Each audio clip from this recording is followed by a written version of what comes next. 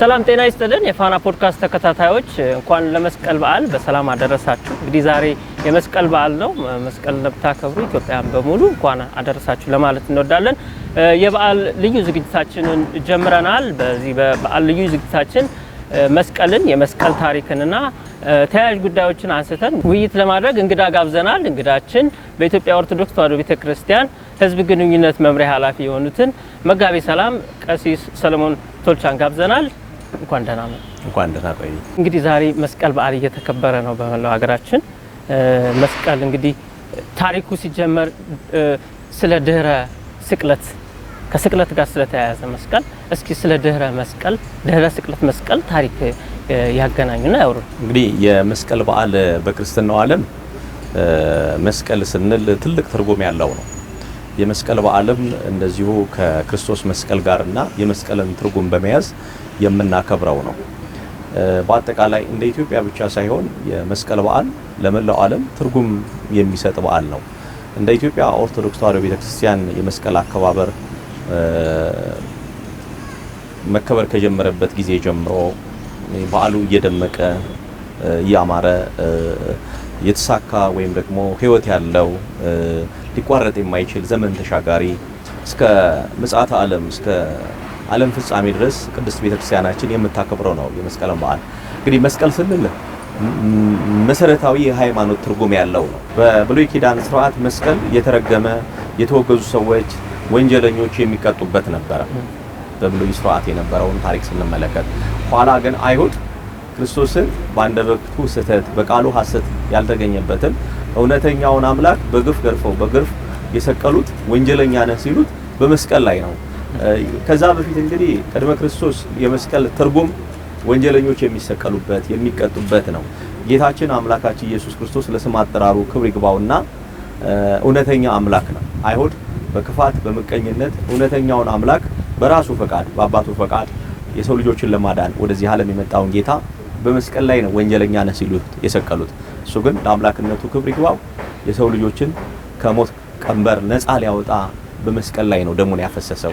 እንግዲህ ቅድመ ስቅለተ ክርስቶስ የነበረው የተረገሙ ሰዎች ወይም ደግሞ በብሉይ ስርዓት ያጠፉ ሰዎች የሚቀጡበት ነው። በሐዲስ ኪዳን ግን በደሙ ቀድሶት ኃይልን አድርጎ ጌታችን ኢየሱስ ክርስቶስ በመስቀል ላይ ተሰቅሎ ለሰው ልጆች ቤዛ የሆነበትን ነው የምንመለከተው ባጭሩ። ትምህርትም አስተምሮበታል። በመስቀል ላይም ተሰቅሎ ትምህርት አስተምሮበታል። በመስቀሉ ላይ ሲሰቀል እንግዲህ ጌታችን ኢየሱስ ክርስቶስ በመስቀል ላይ ዋናው የተሰቀለው ለቤዛ ለዓለም የሰው ልጆች ኃጢአት ስርየት ነው። ጌታ በመስቀል ላይ የተሰቀለው በመስቀል ላይ እንግዲህ ብዙ ትርጉም አለው። መስቀሉ ላይ መድኃኒታችን ኢየሱስ ክርስቶስ በመስቀል ላይ ሆኖ የሚሰሩትን አያውቁምና ይቅር በላቸው ብሎ ግፈኞቹን በስጋ አያውቁትም እውነተኛው አምላክን አላወቁትም ለነሱ ጽድቅ ነው ያደረጉት። ሐዋርያው ቅዱስ ጳውሎስ አውቀውትም ቢሆን ኖሮ የክብር ጌታና ባልሰቀሉትም ነበር ብሏል። እንግዲህ አይሁድ በእነሱ ቤት ለሃይማኖታቸው ለእምነታቸው ለእግዚአብሔር ክብር ተቆርቁረናል ነው የሚሉት። ግን ይሄማ ሐሰተኛ ነው እውነተኛው አምላክ አይደለም ብለው ነው በቅናት የሰቀሉት። ግን ጌታችን እውነተኛው አምላክ ነው። የእግዚአብሔር አብ ልጅ የድንግል ማርያም ልጅ በዮርዳኖስ የተጠመቀው በቤተልሔም የተወለደው በጎልጎታ በቀራንዮ የተሰቀለው በጎልጎታ የተቀበረው ሙስና መቃብርን አጥፍቶ ድል የነሳው እውነተኛው አምላክ ነው እና አይሁድ በክፋት ነው ጌታን በመቀኝነት በቅናት ነው የሰቀሉትና ቅድመ ስቅለተ ክርስቶስ በብሉይ ኪዳን ያጠፉ ወንጀለኞች የሚቀጡበት ነበር። በሐዲስ ኪዳን ግን ክርስቶስ አምላካችን በደሙ መፍሰስ የቀደሰው መስቀል ኃይል ክብር መለያ አጋንንት ድል የሚነሱበት ኃይላችን ክብራችን ሆኖ በደሙ ከብሮ የተቀደሰ የክርስቲያኖች አርማ መለያ አጋንንት የሚፈሩት ሆኖ ነው እንግዲህ የምናከብረው ትልቁን በዓል የመስቀልን በዓል። መልካም እንግዲህ የመስቀልና ኢትዮጵያ በጣም የጠበቀ በተለይ በኢትዮጵያ ኦርቶዶክስ ተዋሕዶ ቤተክርስቲያን በጣም ሰፊ ትምህርት አለው። በጣም ትልቅ ክብር ያለው መስቀል ኢትዮጵያ ውስጥ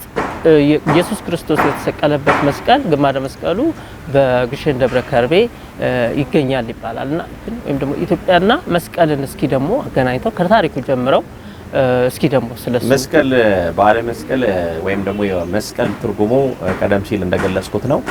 መስቀል በመላው ክርስቲያኖች አርማቸው መለያቸው ነው። ወደ ሀገራችን ወደ ኢትዮጵያ ስንመጣ በዓለ መስቀልም ሆነ መስቀል ለኢትዮጵያውያን ትልቅ ትርጉም ያለው ነው። እንደ ኢትዮጵያ ኦርቶዶክስ ተዋሕዶ ቤተክርስቲያን ትምህርትና እምነት ቀኖና ዶግማ መሰረት መስቀል ትልቅ ክብር አለው። ከዛም አልፎ መሰረታዊው ከቤተክርስቲያናችን አገልግሎት መስቀልን እንሳለመዋለን። መስቀል አርአያችን ነው፣ ኃይላችን ነው፣ መመኪያችን ነው። በመስቀሉ አጋንንት ድል ተደርገዋል። መድኃኒታችን ኢየሱስ ክርስቶስ በደሙ ቀድሶ መስቀልን አክብሮታል እና መስቀል ትልቅ ትርጉም አለው እንደ ኢትዮጵያ ኦርቶዶክስ ተዋሕዶ ቤተክርስቲያን። ስለዚህ ነው ኢትዮጵያውያኖች ከሃይማኖት በመነጨ ስርዓት በአንገታቸው ላይ መስቀል ያስራሉ። ካህናት በእጃቸው መስቀል ይዛሉ።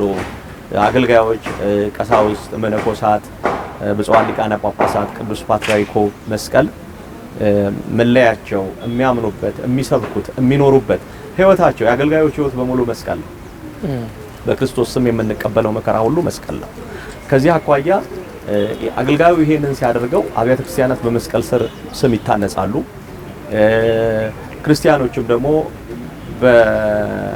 በአለባሳታቸው፣ በቤታቸው፣ በተለያዩ ጌጦቻቸው ላይ ጌጣጌጦች፣ የክብር መገለጫዎቻቸው ይችላል በአጠቃላይ የመስቀልን ክብር ከፍ ያደርጉበታል፣ ያጎሉበታል። ይህም ሃይማኖታዊ መነሻ ትርጉም አለው። በደሙ መፍሰስ የከበረ ነው። ጌታችን በመስቀል ላይ ተሰቅሎ የዓለም ቤዛ ሆኗል እና ትርጉሙ ብዙ ነው። እንደ ኢትዮጵያኖች ደግሞ ስንመለከት መስቀሉ ከሃይማኖት አልፎ ለባህል እድገት፣ ትስስር ትልቅ አስተዋጽኦ አበርክቷል። የመስቀል ደመራ በዓልን ስንመለከት በ16 የመስቀል ደመራ ለኩተን በ17 መስቀልን ስናከብረው እንደ ኢትዮጵያ ትልቅ ትርጉም ያለው ነው። በተለይ የሃይማኖት መሰረቱን ሳይለቅ በዓለ መስቀል ለኢትዮጵያ ባህል፣ ኢኮኖሚ፣ የሰው ለሰው ትስስር፣ አንድነት፣ መተሳሰብ፣ እሴቶቻችንን ከፍ የምናደርግ የኢኮኖሚው ጠቀሜታ ይጎላል። ዛሬ በዓለ መስቀልን ተንተርሰው የተጠፋፉ ዘመዳሞች ይገናኛሉ፣ ያልተጠያየቁ ይጠያየቃሉ፣ ዘመድ ከዘመዱ ይገናኛል። መሰረቱ ግን መስቀልን አድርገዋል። በዚህ ሰዓት በገበያ ልውውጥ በዓሉን አስመልክቶ ሁሉም ሰው ሻጭና ገዢ ተጠቃሚ ነው የሚሆነው። መንግስትም ከበዓሉ ተጠቃሚ ነው። በርካታ ቱሪስቶች ወደ ሀገር ይገባሉ። በሽያጭና ግዢ የኢኮኖሚ እንቅስቃሴ መንግስት ከዜጎች ግብር በመሰብሰቡ ተጠቃሚ ነው እና ሁሉንም የሚጠቅም ነው። ትርጉሙ ብዙ ነው። በዓለ መስቀል በክርስትናው ዓለም ወይም የተገደበ አይደለም፣ ሁሉንም ተጠቃሚ ያደረገ ነው። ታሪክ ውስጥ አሁን መጋቢት 10 እና ደግሞ መጋቢት መስከረም 17 ያከባበሩ ልዩነትስ ምንድነው? ታሪኩን አላነሱልኝም። ምክንያቱም ወደ ኢትዮጵያ ግማደ መስቀሉ የመጣበት ታሪክ ሲነሳ የሚነሱ ነገስታቶች አሉ። ዳግማዊ አጼ ዳዊት አለ፣ ዘርዓ ያዕቆብ ልጃቸው አለ። እስኪ ስለዚህ ደግሞ እንግዲህ የጌታችን የኢየሱስ ክርስቶስ የቀኝ እጁ ያረፈበት የቀኝ ጎኑ ግማደ መስቀል ኢትዮጵያ ውስጥ እንዳለ ቤተክርስቲያናችን ታስተምራለች፣ እናምናለን። ይሄውም የሚገኘው በግሸን ደብረ ከርቤ መስቀልያ አምሳል በመስቀልያ አምሳል በተፈጠረ የተፈጥሮ ቅድስና ቦታ ላይ ነው የሚገኘው። ይሄ አፈ ታሪክም አይደለም። የኢትዮጵያ ቤተክርስቲያን የኢትዮጵያ ኦርቶዶክስ ተዋሕዶ ቤተክርስቲያን በትክክለኛ መስቀሉ እንዳለ ታምናለች፣ ታስተምራለች። እንግዲህ ይሄ መስቀሉ ወደ ሀገራችን የገባው በአጼ ዳዊት ዘመነ መንግስት አማካኝነት መስቀሉ ወደ ኢትዮጵያ ተጉዞ በግሸን አምባ ላይ እንደተቀመጠ፣ ይኸውም ደግሞ መስቀል ወደ ኢትዮጵያ የገባበትን በዓል የምናከብረው መጋቢት 10 ግን ብዙኃን ማርያም በ21 ስለምትከብር እመቤታችን በዛው ቦታው ላይ የእመቤታችን ታቦትም ስላለ የመስቀልን በዓል ከእመቤታችን ጋር አያይዞ የሚከበርበት ስርዓት አለ። እንግዲህ ያ መስቀል ወደ ኢትዮጵያ የመግባቱን ጉዳይ ስንመለከት አንዱ ፍቃድ እግዚአብሔር ነው።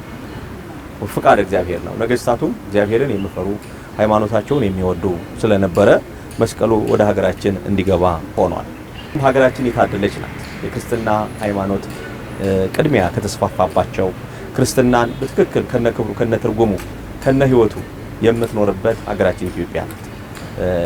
ይህም ደግሞ በኢትዮጵያ ኦርቶዶክስ ተዋሕዶ ቤተክርስቲያን እውን ሆኖ የሚገለጽ ነው እና አጠቃላይ በዓለ መስቀል እንግዲህ ዛሬ ከቤተክርስቲያኒቷ ወጥቶ ከሀገር አልፎ ዓለም አቀፍ ተቀባይነት ያለውና በሰው ልጆች ወካይ የዩኔስኮ የማይዳሰስ ቅርስ የተመዘገበ፣ ይህም ደግሞ ለሀገራችንም ለቤተክርስቲያናችንም ለመላው ዓለም ትልቅ ጠቀሜታ አለው። የጠቀሜታውን ጉዳይ ስንመለከት አንደኛ ይሄ ድንቅ በዓል በየጊዜው የሚደበዘዝ የሚጠፋ የሚሳሳ ሳይሆን ከአደባባይ በዓላቶቻችን አንዱ ነው። አንደኛ ለሀገራችን ገጽታ መገንባት፣ ሁለተኛ የቤተክርስቲያኒቷን ታላቅነት፣ ሶስተኛም ደግሞ የህዝባችን እሴት አብሮ የመኖር የመስቀሉ በዓል መከበሩ በኢኮኖሚው በማህበራዊ ህይወት በህዝቦች መስተጋብር ውስጥ ያለው አስተዋጽኦ ከፍተኛ በመሆኑ ቁጥሩ ከፍተኛ የሆነ በዓለም ላይ ከሚከበሩ የአደባባይ በዓላት ትልቁ በዓለ መስቀል ከሚጠቀሱት ሁሉ በዓለ መስቀል። ከዚህ አኳያ የቱሪስት ፍሰት፣ የኢኮኖሚ ትስስር፣ የአብሮነት እሴት፣ የባህል አልባሳት መገለጫዎች፣ የአንድነት መገለጫ ብዙ ትርጉም አለ። በዩኔስኮ መመዝገቡ ፈርጀ ብዙ ጠቀሜታ አለውና ይህንን እሴት ትውልዱ ሊጠብቀው ይገባል። በዓሉ በባለቤትነት የኢትዮጵያ ኦርቶዶክስ ተዋሕዶ ቤተክርስቲያን ብታከብረው ከቤተክርስቲያን አልፎ ከሀገር አልፎ የዓለም ነው እና ይሄ ሳይደበዘዝ ሳይጓደል እንዲከበር የሁሉንም ተሳትፎና ንቃት የኔ ነው የሚል እሴትም የሚቀሰቅስ ሁሉን ተጠቃሚ የሚያደርግ ነው። መስቀሉ ለ300 ዓመት ያክል ጠፍቶ ነበር፣ እንዲጠፋ ተደርጎ ነበር፣ ተደብቆ ነበር። ይሄንን እንግዲህ ለ300 ዓመት የተደበቀን መስቀል ተፈልጎ ለዓለም እንዲታይ እንዲገኝ ያደረጉ አካላት አሉ፣ ንግስት እሌኒን ጨምሮ። የፍለጋው ለረጅም ሰዓት ጥረት ማድረግ ትዕግስት፣ ጽናቱስ አሁን ላለነው ዘመን እምነቱን ለሚከተልም ይሁን ለማይከተል ሀገራችን በአጠቃላይ ምን ትምህርት ይሰጣል? እንግዲህ አይሁድ ክርስቶስን ከሰቀሉ በኋላ በእሱ ዙሪያ ያለውንም የመስቀሉን ኃይልም ሆነ መስቀሉን እሱ ተነሳ ብለው ሞተ ተነሳ ብለው አወቁ። መስቀሉን ደግሞ እንደገና የተሰቀለበት ነው ኃይል ያደርጋል እንዲህ ያደርጋል ብለው ደግሞ መልሰው እንዳያውቁን በሚል የቅናት መንፈስ ተነስተው አይሁድ መስቀሉን ራቅ ወዳለ ስፍራ ከቀበሩት በኋላ የከተማውን ቆሻሻ ሁሉ ከጥላቻቸው ወይም ደግሞ ያንን ክርስቶስን ካለ መቀበል የከተማውን ቆሻሻ ሁሉ በአንድ ቦታ ላይ እየከመሩ ተራራ አህሎ ነበር። ነገር ግን ፍቃድ እግዚአብሔር ሆኖ መስቀሉ በራሱ ባለው ገቢረ ተአምራትና ኃይል አምላካችን እግዚአብሔር የመስቀሉን ክብር ሊገልጸው ለኛ ደግሞ ትምህርት እንዲኖረን ኃይል እንዲሆነን ፍቃዱ ሆኖ የክርስቶስ ፍቅር ያደረባት የታላቁ የቆስጠንጢኖስ እናት ንግስት እሌኒ ልጇ ቆስጠንጢኖስን በማሳሰብ የንጉስ እናት ናትና እንዲሁም ደግሞ ሃይማኖቷን የምትወድ የመስቀሉ ፍቅር ያደረባት በመሆኗ የጌታዬ መስቀል እንዴት ተቀብሮ አያቶቼ አባቶቼ የነገሩኝ አለ መውጣት አለበት የሚለውን ስታጠይቅ ቆየች። በኋላ አረጋዊውን ኪራኮስን አማክራ አረጋዊው ኪራኮስ መስቀሉ የተቀበረበትን ቦታ በማመላከት እንግዲህ ደመራ አስደምራ የካቲት መስከረም 16 ደመራ አስደምራ ያ ደመራ ሲቀጣጠል ጢሱ ወደ ሰማይ ሄዶ መስቀሉ ያለበትን ቦታ በአቅጣጫ በመስገድ ምልክት እንደሰጠና ያን ምልክት አይታ ንግስት እሌኒ በማስቆፈር ብዙ ሰራዊቷንና የንጉስ እናት ናት፣ ብዙ ሰራዊቶች ብዙ ኃይል አላት እና በማስቆፈር ቁፋሮ ተጀመረ። ቁፋሮ ተጀምሮ እንግዲህ ያን ተራራ የሚያህል ነገር ብዙ ድካም፣ ብዙ የሰው ኃይል፣ ብዙ ነገር እንደሚጠይቅ መገመት እንችላለን። ያ ቁፋሮ ተጀምሮ መጋቢት 10 መስቀሉ እንደወጣ ያ መስቀል ከወጣ በኋላ ሞት እንዳስነሳ ደዌ እንደፈወሰ ብዙ ገብረ ታምራቶችን እንደተፈጸመ በእምነት እናምናለን። እንግዲህ ያ መስቀል በዘመኑ በነበረው ታሪክ ብዙዎች ለቅርሳቸው፣ ለኃይላቸው፣ ለመተማመኛቸው፣ ለክብራቸው ሲካፈሉት በአጼ ዳዊት ዘመነ መንግስት ደግሞ ያ መስቀል ወደ ሀገራችን ወደ ኢትዮጵያ እንደገባ የኢትዮጵያ ኦርቶዶክስ ተዋሕዶ ቤተክርስቲያን ታሪክ በሰፊው ይተርካል። ቤተክርስቲያኒቷን ይህንን ታስተምራለች። እንግዲህ የመስቀሉን ማስቆፈር ወደ ዛሬው ትውልድ ላይ እና ወደ ሀገራችን ስናመጣው በመጀመሪያ ኮሚትመንት፣ የማይሳኩ ነገሮች ይሳካሉ ፍቃድ እግዚአብሔር ከተያዘ። ቅድስት እሌኒ የንጉሱ የቆስጠንጢኖስ እናት ቁርጠኝነት ነበራት፣ ፍላጎት ነበራት፣ እምነት ነበራት። እግዚአብሔርን አጋዥ የማድረግ ማንኛውም ሰው በእምነት በኮሚትመንት ፈቃድ እግዚአብሔርን አጋዥ አድርጎ ከሰራ እግዚአብሔር እንደሚረዳው ውጤት ድረስ እንደሚደርስ ማሳያና መገለጫ ነው። ከዚሁ አኳያም ደግሞ ዛሬ ሀገራችን ኢትዮጵያ ካለባት ብዙ ነገሮች አኳያ ሰላማችንን የማስጠበቅ ተባብሮ የመስራት ከድህነት የመውጣት ተከባብረን የምንኖርባት አንድ ከሆን ከተባበር እና በቁርጠኝነት ከሰራን ከንግስት እሌኒ ታሪክ ብዙ እንማራለን። እግዚአብሔርን አጋዥ ማድረግ፣ ሃይማኖት፣ ጽናት የክርስቶስን ፍቅር የገለጸችበት መሆኑን የምንመለከትበት ነውና ሁላችንም በጽናት በአንድነት በትጋት ከቆም ቆፍረን የማናወጣው ተናግረን የማናሳምነው አንድ ሆነን የማንከበርበትና ድምጻችን የማይሰማበት ነገር እንደሌለ ለአዲሱ ትውልድ ላለንበትም ነባራዊ ሁኔታ መልስ የሚሰጥ ጽናት ነው የንግስት እሌኒ ስራ።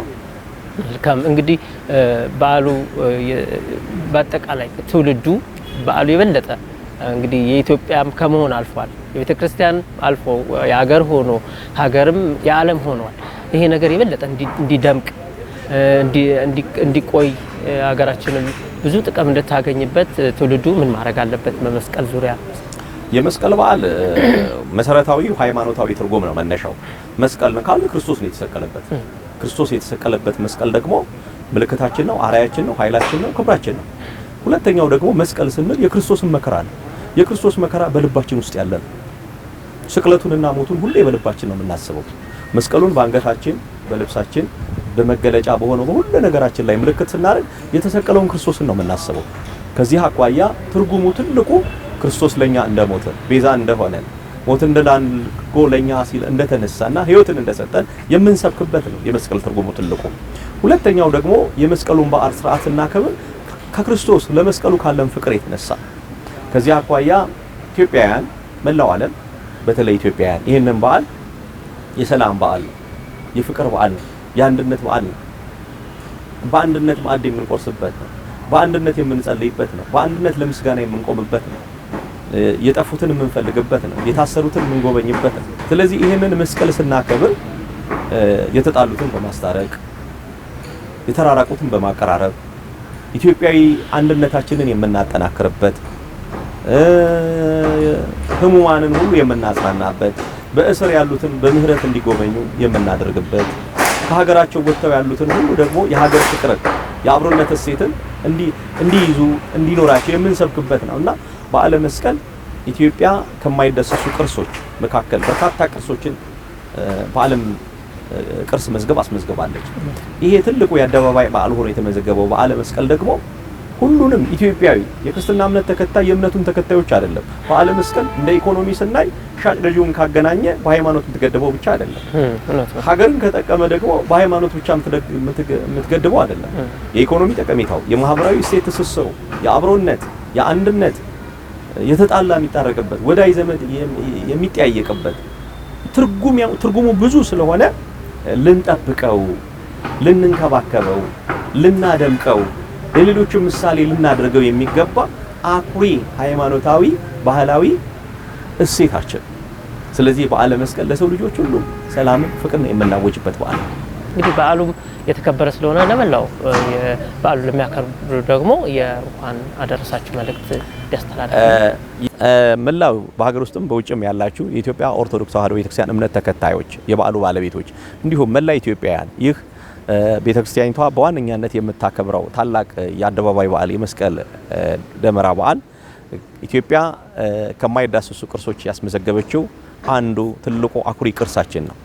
ከዚህ አኳያ በዓሉ የሀገር ገጽታን ጠብቆ እንዲከበር በማድረጋችሁና የበዓሉ ድምተኞች ሆናችሁ ሁላችሁም ደስ ብሏችሁ እንድታከብሩ የኢትዮጵያ ኦርቶዶክስ ተዋሕዶ ቤተክርስቲያን ስም መልካም ምኞቴን እገልጻለሁ። እንኳን አደረሳችሁ። መልካም የመስቀል በዓል። የፋና ፖድካስት ተከታታዮች በኢትዮጵያ ኦርቶዶክስ ተዋሕዶ ቤተክርስቲያን ሕዝብ ግንኙነት መምሪያ መጋቤ ሰላም ሰለሞን ቶልቻ ጋር ያደረግነውን የበዓል ቆይታ እዚሁ ላይ ያጠናቀናል።